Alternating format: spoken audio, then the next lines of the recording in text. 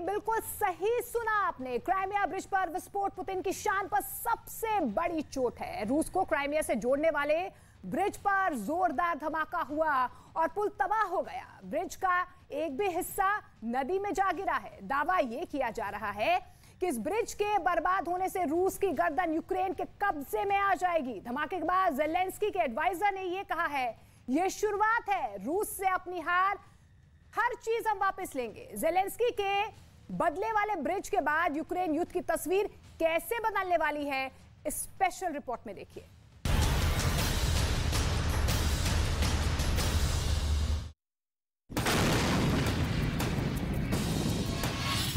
Video number 1।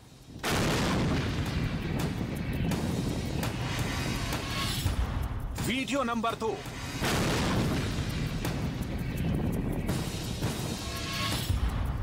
Video number 3।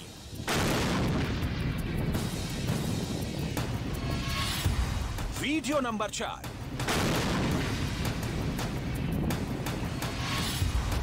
Video number 5।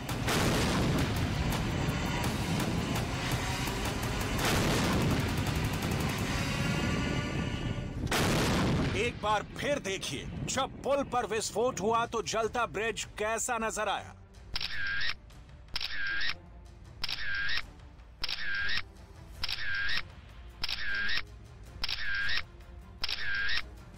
अब Ukraine के राष्ट्रपति ज़ेलेंस्की को सुनिए, जिन्होंने कल ही क्राइमिया का नाम लेकर रूस को सीधी चुनौती दी थी। Прозвітуємо про успіхи і у Запорізькій області, у тих районах, які поки що контролюються окупантами. Настане день, коли ми скажемо і про звільнення Криму. और फिर आधी रात के बाद क्राइमिया ब्रिज पर वो हुआ जिसे देखकर पुतिन और पुतिन की सेना की सांसें थम सी गई। घड़ी की सुइयां उस वक्त रात के 3:07 का टाइम बता रही थी। उस वक्त मॉस्को में 6:07 हुए थे। तभी पुल से गुजर रहे एक टैंकर में भयंकर विस्फोट हुआ। विस्फोट इतना बड़ा था कि पुल से गुजर रही ट्रेन के 7 टैंकों में आग लग गई। 7 टैंक आग में धू धू कर जल उठे। इसके बाद रोडवे ब्रिज का भी एक हिस्सा नदी में जा गिरा। इस ब्रिज को क्राइमिया पर रूस के कब्जे की निशानी के तौर पर देखा जाता है। ब्रिज पर एक जलता हुआ ट्रक दिखाई दिया। हालांकि अभी तक ये साफ नहीं है कि ट्रक में धमाके के कारण आग लगी या धमाका ही ट्रक से किया गया। ब्रिज में मरम्मत और आग पर काबू पाने के लिए रेस्क्यू टीम मौके पर पहुंच गई। ब्रिज को लेकर क्रेमलिन में इमरजेंसी मीटिंग हुई। जांच का आदेश हुआ। फौरन इन्वेस्टिगेशन टीम मौके पर पहुंच गई। अब रूस में क्राइमिया पुल पर धमाकों को क्राइम केस बनाकर जांच की जा रही है। Комитетом России продолжается расследование уголовного дела о происшествии на Крымском мосту, где в результате подрыва грузового автомобиля произошло возгорание 7 топливных цистерн железнодорожного состава, следовавшего в направлении Крымского полуострова. हालांकि यूक्रेन ने इस धमाके की जिम्मेदारी नहीं ली है, लेकिन क्राइमिया पुल धमाके पर यूक्रेन के प्रेसिडेंट ऑफिस में सलाहकार माइखाइलो पोडोल्याकी ने ट्वीट कर बहुत बड़ा संकेत दिया है। माइखाइलो पोडोल्याकी ने अपने पोस्ट में लिखा है, क्राइमिया ब्रिज शुरुआत है, हर अवैध चीज नष्ट होगी। रूस को यूक्रेन से चुराई गई हर चीज वापस करनी होगी। हर उस चीज को खारिज किया जाएगा जिस पर रूस ने कब्जा जमाया है। इस हमले को पुतिन की प्रतिष्ठा पर प्रहार कहा जा रहा है। सवाल है, क्या ज़ेलेंस्की अपने बंकर में बैठकर इस बहुत बड़े हमले की तैयारी कर रहे थे? क्या मॉस्को की तबाही के बाद ज़ेलेंस्की के टारगेट पर पुतिन की लाइफलाइन आ चुकी है?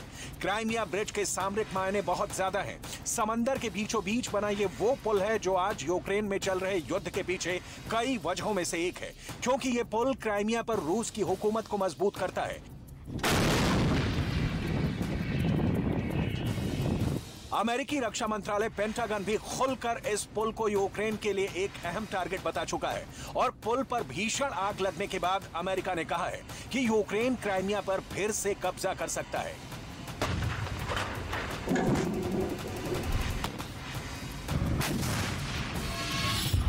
क्राइमिया ब्रिज रूस को क्राइमिया से जोड़ता है।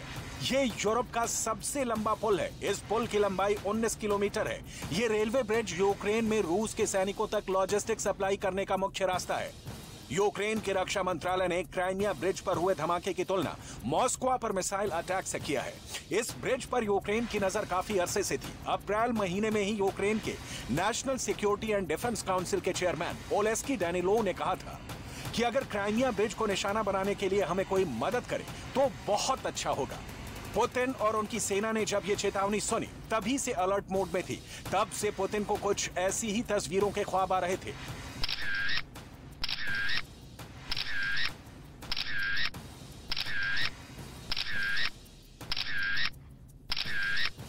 रूस को अंदेशा था कि ज़ेलेंस्की क्राइमिया ब्रिज का भी वही हाल कर सकते हैं जो उनकी मिसाइलों ने मॉस्को का किया। ह्यूमन राइट्स एक्टिविस्ट एलिजाबेथ ने एक फोटो ट्वीट किया है और यह बताया है कि 3 महीने पहले रूस ने एक प्रोपेगेंडा के जरिए यह बताया था कि क्राइमिया की ब्रिज की सुरक्षा 20 प्रकार से की जा रही है, यानी उस ब्रिज की 20 स्तरीय सुरक्षा थी। सैटेलाइट, लड़ाकू विमान,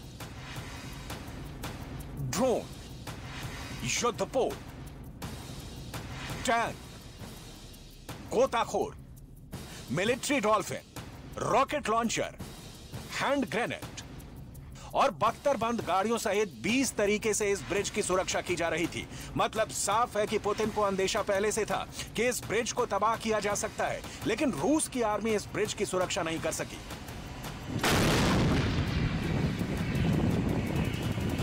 $3.5 अरब से ज्यादा की लागत से तैयार हुए इस पुल के 2 हिस्से हैं, यानी 2 समानांतर पुल बनाए गए हैं। इनमें एक रेल यातायात के लिए है, जिससे पुतिन तेजी से अपनी फौज की तादाद क्राइमिया में बढ़ा सकते हैं। ऐसी तस्वीरें कई बार आई हैं जब रूस के टैंक इसी रास्ते से क्राइमिया तक पहुंचाए गए हैं। वहीं दूसरा रास्ता गाड़ियों के लिए है। क्राइमिया पहले यूक्रेन का हिस्सा था, लेकिन 2014 में यूक्रेन ने इस पर कब्जा कर लिया और फिर यहां जनमत संग्रह करा के अपना हक जताता आया है। 2014 में ही रूस ने इस पुल को बनाने का प्रोजेक्ट शुरू किया और 2018 में इसे तैयार कर दिया। खुद पुतिन ने इस पुल का उद्घाटन किया था। तब उन्होंने खुद ट्रक को चलाकर इस पुल को पार किया था। वो ट्रकों का काफिला लेकर क्राइमिया गए थे। पुतिन का ट्रक ड्राइवर के तौर पर क्राइमिया पहुंचना रूस की ताकत का एक और मुजाहिरा था। लेकिन इससे भी बड़ी पावर प्रोजेक्शन पुतिन ने जून 2020 में की, जब क्राइमिया को रूस से जोड़ने वाला रेलवे पुल भी तैयार हो गया। तब भी उद्घाटन पुतिन ने किया, जब वो उसी ट्रेन के इंजन में बैठकर क्राइमिया तक गए। पुतिन ने दुनिया को दिखा दिया कि अब क्राइमिया को उनसे कोई नहीं छीन सकता। अमेरिका और यूरोपीय संघ पुतिन के इस सीनाजोरी से बुरी तरह से चिढ़ा हुआ था और आज भी वो क्राइमिया को रूस का हिस्सा नहीं मानते। ज़ेलेंस्की भी बार बार क्राइमिया को वापस लेने की बात बोलकर युद्ध को खौलाते रहते हैं। इसलिए ये सवाल उठ खड़े हुए हैं कि क्या बिना किसी भूमिका को कबूल किए ज़ेलेंस्की इस पुल को टारगेट करके क्राइमिया की बेइज्जती वाला बदला लेने की कोशिश तो नहीं कर रहे हैं। सवाल यह भी है कि अगर ज़ेलेंस्की के प्लान के तहत यह धमाका हुआ है तो इससे पूरा यूरोप खतरे में आ सकता है, क्योंकि गुस्साए पुतिन विश्व युद्ध छेड़ सकते हैं।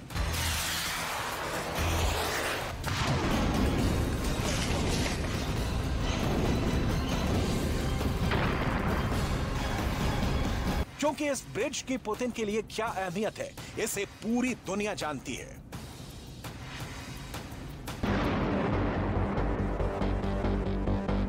मॉस्को के मशहूर इंस्टीट्यूट ऑफ इंटरनेशनल रिलेशंस यानी MGIMO के प्रोफेसर रह चुके राजनीतिक वैज्ञानिक वोलेरी सोलोवी ने बाइडेन से भी बड़ा दावा किया है। может себе позволить потерпеть поражение. И у него остались в загашнике 2 инструмента. Значит, первый инструмент – это мобилизация, которую он использует. Второй инструмент – это демонстрация. Демонстрация возможностей ядерного оружия.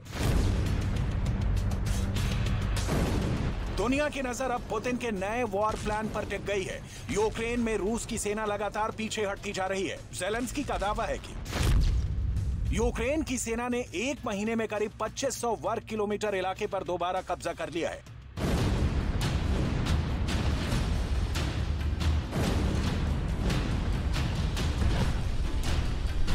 ऐसे में यूक्रेन को जवाब देने के लिए पुतिन हमले तेज कर सकते हैं। गोली बारूद और टैंक मिसाइलों से अगर काम पूरा होता नहीं दिखा तो आशंका है कि बौखलाए पुतिन ऑपरेशन न्यूक्लियर वेपन को ग्रीन सिग्नल दे सकते हैं।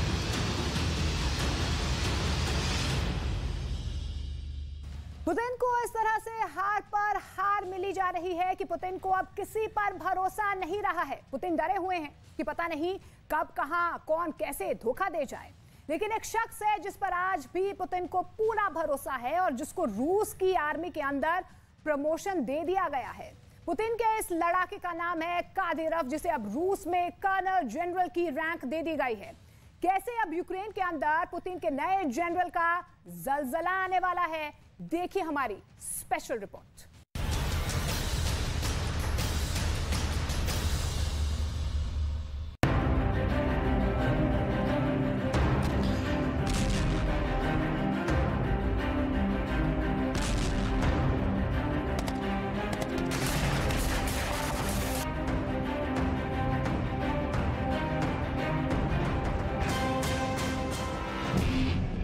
पुतिन बेचैन है, पुतिन परेशान है, रूस की आर्मी हार रही है।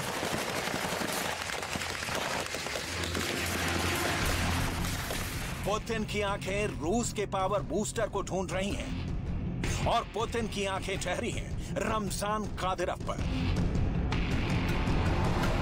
रमजान कादिरव को पुतिन ने रूस की आर्मी में तीसरी सबसे बड़ी पोस्ट दे दी है। आखिर क्यों पुतिन ने रमजान कादिरव का प्रमोशन किया है? रमजान कादिरव ने चेचन्या के अंदर पुतिन का जन्मोत्सव मनाया है, जब रूस की आर्मी खार्किव, इज्यूम, लीमान में हार चुकी है। खेरसोन में भी रूस हार रहा है। क्राइमिया का लिंक रूस से खत्म करने की कोशिश की जा रही है। ऐसे मौके पर क्या रूस में पुतिन के बर्थडे का जश्न मनाया जा सकता है? पुतिन ने अपने बर्थडे पर केक काटा है, ऐसी कोई तस्वीर सामने नहीं है। पुतिन ने अपने जन्मदिन पर रूस के अंदर कोई जश्न मनाने का आदेश दिया हो, ऐसी भी कोई खबर नहीं है। लेकिन एक शख्स है जिसने पुतिन के जन्मदिन पर चेचन्या के अंदर आतिशबाजी की झड़ी लगा दी है। जब पुतिन जन्मदिन पर हार का मातम मना रहे थे और कोई पुतिन को हैप्पी बर्थडे कहने की हिम्मत नहीं जुटा रहा था, तब चेचन्या के अंदर कादिरव ने पुतिन के बर्थडे का मेगा इवेंट किया। ऐसा क्यों? क्या रमजान कादिरव के पास वो फार्मूला है जिसका इस्तेमाल करके यूक्रेन को फतह किया जा सकता है? आखिर पुतिन के इस खतरनाक फ्रेंड के पास क्या जादू है जिसकी वजह से पुतिन ने उनका प्रमोशन कर दिया है?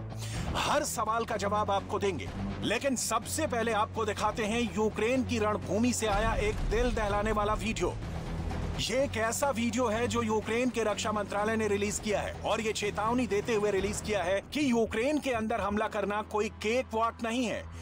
ये है वो वीडियो जिसमें रूस के कई सैनिक यूक्रेन के अंदर नजर आ रहे हैं। ध्यान से देखिए, आपको नजर आएगा कि रूस के 4 सैनिक रूस के एक घायल सैनिक को अपने हाथों से पकड़कर ले जा रहे हैं। तभी वहां पर एक खतरनाक विस्फोटक ऊपर से गिराया जाता है, धमाका होता है, रूस के सभी सैनिक जमीन पर गिर जाते हैं। यूक्रेन ने ये वीडियो इसलिए रिलीज किया है ताकि रूस में इस वीडियो को देखकर लोग डर जाएं। देखिए यूक्रेन के अंदर कैसे रूस के टैंक पानी में डूब गए हैं। ये है रूस के टैंकों की दुर्गति। रूस की सेनाएं 400 से ज्यादा टैंक छोड़कर भाग गई हैं और इन्हीं टैंकों से अब यूक्रेन की सेनाएं रूस पर हमला कर रही हैं। इसीलिए यूक्रेन ने कार्टून रिलीज करके पुतिन पर व्यंग बाण चलाए हैं। रूस के जनरलों की लापरवाही से परेशान होकर अब पुतिन ने कादिरव को सीधे प्रमोट कर दिया है। पुतिन ने चेचन्या के लीडर रमजान कादिरव को रूस की सेना में शीर्ष पद दे दिया है। पुतिन ने कादिरव को कर्नल जनरल का रैंक दिया है। कर्नल जनरल रूस की आर्मी में सर्वोच्च कमांड रैंक है। कादिरव ने बताया कि पुतिन ने खुद व्यक्तिगत रूप से यह जानकारी दी है कि उनको कर्नल जनरल का रैंक दिया गया है। कादिरव ने कहा कि उनके लिए यह बहुत गौरव की बात है और रूस की तरफ से दिया गया ये एक बहुत बड़ा सम्मान है। लेकिन सवाल यह है कि आखिर पुतिन ने कादिरव को यह रैंक क्यों दी? इसकी वजह है कादिरव का वो संदेश जिसमें कादिरव ने रूस की आर्मी की पूरी पोल ही खोल कर रख दी थी। जब लीमान में रूस की फौज की हार हुई तो लीमान की सुरक्षा का जिम्मा कर्नल जनरल लैपिन पर था। लैपिन को स्टार ऑफ रूस का खिताब दिया गया। उनको लिसिचांस्क पर कब्जा करने के लिए पुरस्कार दिया गया। लेकिन सच ये है कि लैपिन लिसिचांस्क में था ही नहीं। लैपिन युद्ध के वक्त रणभूमि से 150 किलोमीटर दूर जा चुका था। 150 किलोमीटर दूर से कोई कैसे अपनी सेना को संचालित कर सकता है? कादिरव ने कहा कि यह शर्म की बात है कि लैपिन जैसे औसत अफसर को इतना बड़ा पद दे दिया गया है। जब पुतिन ने रमजान कादिरव को मॉस्को बुलाया था और एक खास कार्यक्रम में यूक्रेन के लोहांस्क, डोनेट्स्क, खार्किव और ज़पोरिज़िया को रूस में शामिल किया था, तब भी रमजान कादिरोव काफी भावुक नजर आया था। रमजान कादिरोव की बातों का पुतिन पर असर हुआ है। पुतिन ने रमजान कादिरोव की बातों को सही माना है। यही वजह है कि पुतिन ने खुद रूस के जनरलों से ज्यादा भरोसा चेचन्या के कादिरोव पर किया है। हालांकि रूस के राष्ट्रपति भवन क्रेमलिन में मौजूद पुतिन के करीबियों से कादिरोव का 36 का आंकड़ा माना जाता है। जब खार्किव में हार के बाद कादिरोव ने यह आरोप लगाया था कि यूक्रेन के अंदर जो हो रहा है उसकी सही जानकारी पुतिन को नहीं दी जा रही है।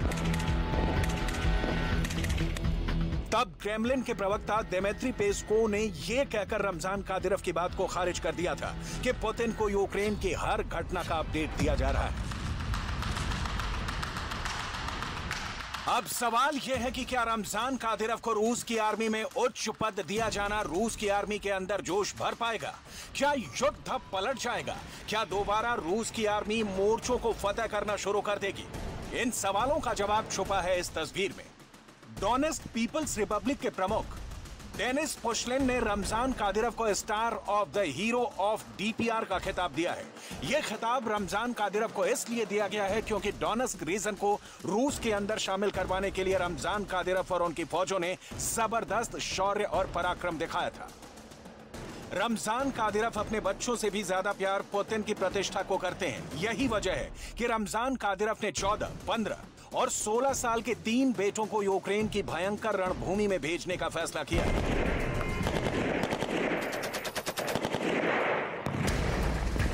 जब रूस में पुतिन के जन्मदिन पर खामोशी थी, तब भी कादिरोव ने पुतिन के बर्थडे का बहुत भव्य समारोह मनाया।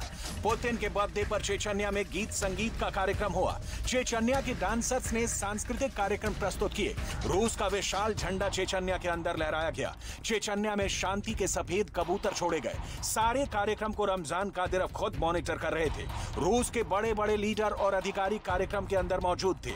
चेचन्या की जनता को भी समारोह में शामिल किया गया था। चेचन्या के लोगों ने खुश होकर वीडियो बनाए। इसके अलावा भी कादिरोव अपनी फौज के बीच गए और वहां भी अपने सुप्रीम कमांडर पुतिन को जन्मदिन की शुभकामनाएं दी। Семье, любовь, государство, безопасность, народ Российской Федерации, да, он объединился вокруг нашего президента। रूस के सैनिक तो भाग रहे हैं, लेकिन रूस की मिसाइलें अब भी अपना काम लगातार कर रही हैं।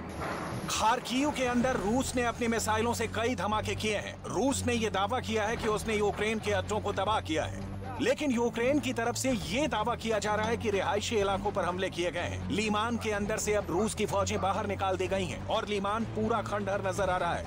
Там я в точці дивився за будинком. В будинок зайшли, ломиком відкрили, перебрали, що їм треба, забрали і пішли. Це добре? От то. Що скажеш кому? З ними ж битися не будеш? Ні, от і все. ऐसी स्थिति में अब लीमान के लोग अपने घरों से बाहर निकलकर यूक्रेन से मिलने वाली सरकारी मदद का इंतजार कर रहे हैं। लीमान में यूक्रेन की जीत के बाद यहाँ लोग फेस्टिव मूड में हैं, लेकिन इन टूटे हुए घरों में दोबारा रहना आसान नहीं होगा। Фактично в усіх деокупованих, звільнених населених пунктах проблеми однакові. По-перше, це абсолютно completely destroyed, це абсолютне нищення цивільної інфраструктури, нищення житла і, звичайно, в основному всім це і продиктовано. Тобто ми бачимо, що передусім потрібно людям, по-перше, कुल मिलाकर पुतिन और बाइडेन की महत्वाकांक्षाओं की जंग का भुगतान यूक्रेन के नागरिकों को करना पड़ रहा है।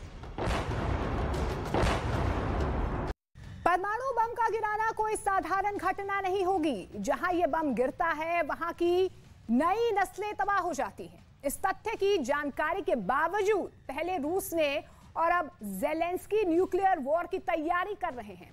पुतिन की परमाणु धमकी के बाद ज़ेलेंस्की ने नेटो से अपील की है कि रूस के यूक्रेन पर परमाणु बम गिराने से पहले नेटो को रूस पर न्यूक्लियर अटैक कर देना चाहिए। ज़ेलेंस्की के इस फर्स्ट अटैक की थ्योरी की पूरी डिटेल इस खास और स्पेशल रिपोर्ट में देखिए।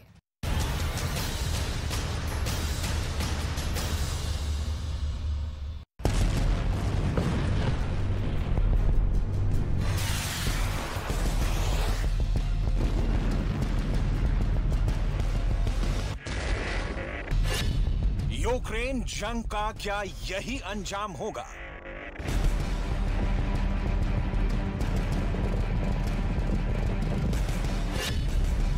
बरसेंगे एटम बम, यूक्रेन धू-धू जल रहा होगा।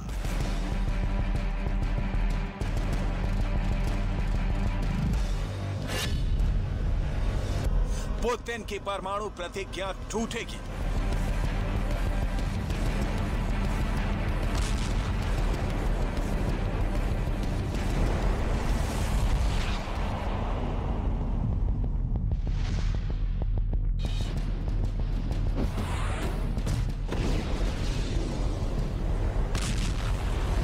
ज़ेलेंस्की का परमाणु प्लान रेडी है।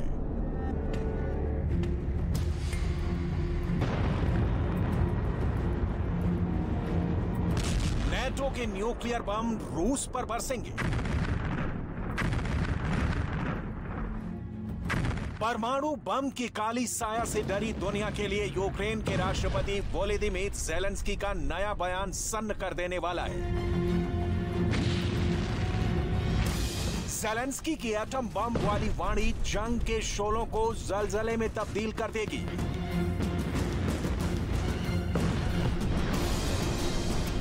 कहा जा रहा है कि ज़ेलेंस्की ने नेटो से सीधी अपील की है कि पुतिन के यूक्रेन पर परमाणु हमले का इंतजार नहीं करे।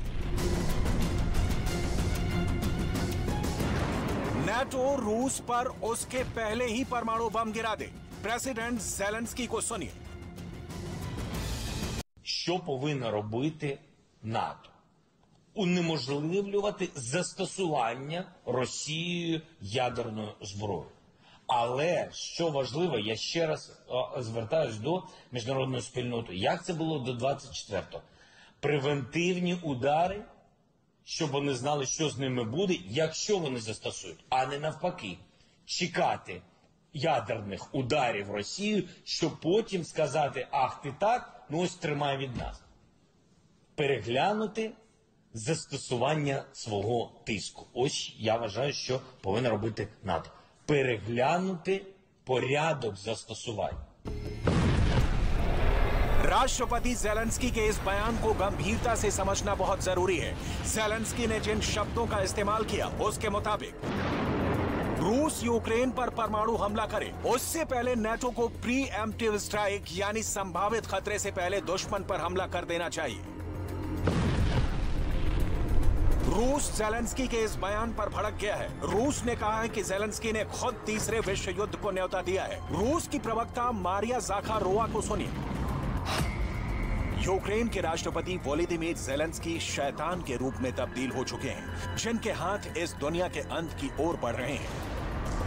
यूक्रेन के साथ जारी जंग के बीच रूस के राष्ट्रपति व्लादिमीर पुतिन ने चेतावनी दी है कि वो मॉस्को के कब्जे वाले क्षेत्रों पर नियंत्रण हासिल करने के यूक्रेन के प्रयास को विफल करने के लिए परमाणु हथियारों का उपयोग करने में संकोच नहीं करेंगे। यूक्रेन एटमी ताकत नहीं है, उसके पास रूस को परमाणु के बदले परमाणु जवाब देने की शक्ति नहीं है। यूक्रेन अभी नेटो का सदस्य भी नहीं है, मगर उसे बाहर से ही समर्थन जरूर हासिल है। यूक्रेन के राष्ट्रपति वोलोदिमीर ज़ेलेंस्की ने देश को तत्काल नेटो की सदस्यता देने का अनुरोध किया है। नेटो की सदस्यता के लिए सभी 30 देशों की मंजूरी मिलनी जरूरी है। यूक्रेन को जल्द ही संगठन की सदस्यता मिलने की संभावना नहीं है। हालांकि नेटो के 9 सदस्य देशों ने यूक्रेन को बढ़ चढ़कर सैन्य मदद देने की अपील की है। ना परमाणु की ताकत है, ना रूस के मुकाबले सैनिक ताकत है, ना परमाणु रिएक्टर ज़ापोरिज़िया ही अब कब्जे में है, लेकिन ज़ेलेंस्की युद्ध में आगे बढ़ रहे हैं और पुतिन की परमाणु धमकी को उन्हीं की जुबान में करारा जवाब दे रहे हैं। ये बहुत अप्रत्याशित नहीं है कि ज़ेलेंस्की एटम बम की भाषा बोले, क्योंकि जंग की जो सबसे गारंटी वाली तस्वीर है वो है ज़ेलेंस्की को अमेरिका से, यूरोप से मिल रहे हथियार, नेटो का 100% समर्थन। यही वजह है कि ज़ेलेंस्की की जुबान से जो बाइडेन की परमाणु हमले की चिंता जाहिर हो रही है। यूक्रेन को डॉलर और हथियार से मालामाल करने वाला बाइडेन प्रशासन भी पुतिन के एटम बम वाले बयान पर मंथन कर रहा है। व्लादिमीर पुतिन तब मजाक नहीं कर रहे थे जब वो परमाणु हथियार इस्तेमाल करने की बात करते हैं। आखिरी बार क्यूबा के मिसाइल संकट के दौरान हमने आर्म एडजटेंट वाली स्थिति देखी थी। पुतिन के न्यूक्लियर धमकियों को अमेरिका गंभीरता से ले रहा है, जबकि यूक्रेन जरूर इन धमकियों को डराने वाली रणनीति बता रहा है। लेकिन पुतिन को भय पैदा कर वर्चस्व स्थापित करने वाले नेता के तौर पर नापना प्रेसिडेंट ज़ेलेंस्की की बहुत बड़ी भूल भी हो सकती है। प्रेसिडेंट बाइडेन के बयान को बारीकी से समझिए। जो बाइडेन ने जोर देकर कहा है कि दुनिया आर्म एजेडन के करीब पहुंच गई है। असल में आर्म एजेडन शब्द बाइबल में इस्तेमाल होता है। इसका मतलब होता है दुनिया अपना आखिरी युद्ध लड़ने वाली है। इसे सबसे विनाशकारी युद्ध माना जाता है जिससे दुनिया तबाह हो जाएगी। जमीन पर स्थिति चिंताजनक बनी हुई है। पुतिन यूक्रेन मोर्चे पर मात का जश्न नहीं मना सकते और आलम यह है कि रूस के पास सैनिक, हथियार और रणनीति तीनों की कमी दिख रही है। ऐसे में न्यूक्लियर अटैक युद्ध के दौरान हमेशा ट्रिगर पर रहता है। सवाल है, जब पूरी दुनिया शांति शांति शांति की अपील कर रही है, तब पुतिन के परमाणु वाले बयान पर ज़ेलेंस्की परमाणु वाला जवाब क्यों दे रहे हैं? हालांकि ज़ेलेंस्की की चिंता बेवजह नहीं दिखती। परमाणु बम गिराने की आशंका खुद पुतिन ने पैदा की है। हारते यूक्रेन की हाहाकार मॉस्को में गूंज रही है और ये बहुत अचंभे वाली बात नहीं होगी कि पुतिन क्रेमलिन में एटम बम का रेड बटन ऑन कर दें। लेकिन इसके साथ ही ये भी परम सत्य है कि पुतिन परमाणु बम गिराने का मतलब समझते हैं। सवाल है, फिर रास्ता क्या है? क्या महासंहार का बिगुल बज चुका है?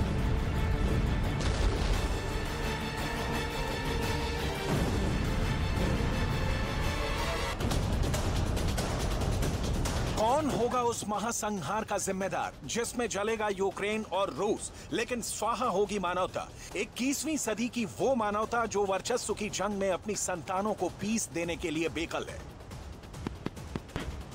जो बाइडेन पुतिन को यूक्रेन जंग में एक्सपोज करना चाहते हैं। पुतिन नेटो को रोकने के लिए यूक्रेन को तबाह कर रहे हैं और पुतिन नेटो से रिश्ता जोड़ने के लिए रूस से जंग लड़ रहे हैं। मतलब घूम फिरकर लड़ाई नेटो यानी अमेरिका और रूस के बीच सिमटती जा रही है। पुतिन के न्यूक्लियर अटैक की सूरत में यूक्रेन की ओर से अमेरिका ही जवाब देगा। लिहाजा बाइडेन प्रशासन की उंगली भी उन मिसाइलों पर है जो रूस की ओर रुख किए परमाणु हथियारों से लैस खड़ी है। वैसे दुनिया भर के कई रक्षा विशेषज्ञ मानते हैं कि व्लादिमीर पुतिन जब भी जंग हार रहे होते हैं, जब उन्हें लगातार झटके पर झटके लगते हैं, पुतिन की तरफ से परमाणु हमले वाली धमकी दी जाती है। परमाणु धमकी से पुतिन अपने देश को ही संदेश देने की कोशिश करते हैं कि रूस किसी के सामने झुकने वाला नहीं है। जब रूस यूक्रेन युद्ध शुरू नहीं हुआ था, पुतिन कहते थे कि 72 घंटे के भीतर यूक्रेन को घुटनों पर ला देंगे, लेकिन अब ये युद्ध 8 महीने पुराना हो चुका है। रूस ने अपने हजारों सैनिक गंवा दिए। जमीन पर स्थिति पुतिन के लिए ज्यादा अनुकूल नहीं है। जानकार मानते हैं कि इस वजह से भी पुतिन लगातार परमाणु हमले की चेतावनी दे रहे हैं।